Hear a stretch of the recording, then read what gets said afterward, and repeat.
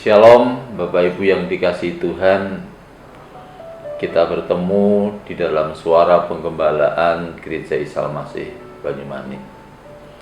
Bapak Ibu yang dikasihi Tuhan, dengan kasus corona banyak sekali orang merasakan ketakutan, kekhawatiran, keresahan dan was-was.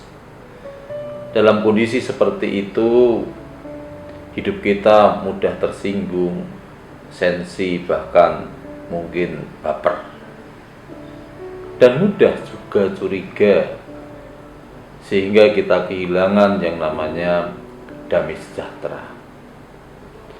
COVID-19 sampai saat ini belum ditemukan obatnya.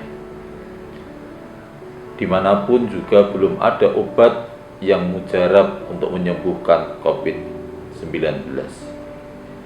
Dan ternyata yang bisa mengobati penyakit tersebut adalah diri kita sendiri. Saat imun kita kuat, saat hati kita gembira, saat pikiran kita tenang, maka virus itu akan mati dengan sendirinya. Dari sini kita bisa melihat bahwa Allah telah mendesain hidup kita secara ajaib dan secara luar biasa. Dan diri kita bisa menghasilkan obat atau antibodi yang luar biasa.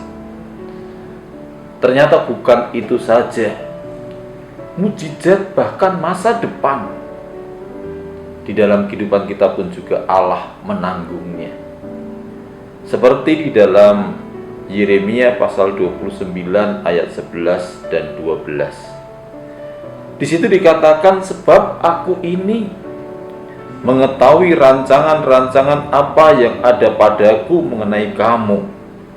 Demikianlah firman Tuhan, yaitu rancangan damai sejahtera dan bukan rancangan kecelakaan, untuk memberikan kepadamu hari depan yang penuh harapan. Dan apabila kamu berseru dan datang untuk berdoa kepadaku, maka aku akan mendengarkan kamu. Bapak Ibu yang dikasihi Tuhan, dari sini kita bisa melihat ternyata Allah sudah mendesain hidup kita penuh dengan harapan, masa depan yang gilang gemilang. Rancangan Tuhan bukan rancangan kecelakaan. Rancangan Tuhan bukan rancangan yang membinasakan kita, tetapi rancangan damai sejahtera, rancangan sukacita. Untuk itu, agar kita tetap sehat, kuat, bersukacita, dan tidak kehilangan damai sejahtera, maka kita harus intim dengan Tuhan. Kita harus dekat dengan Tuhan.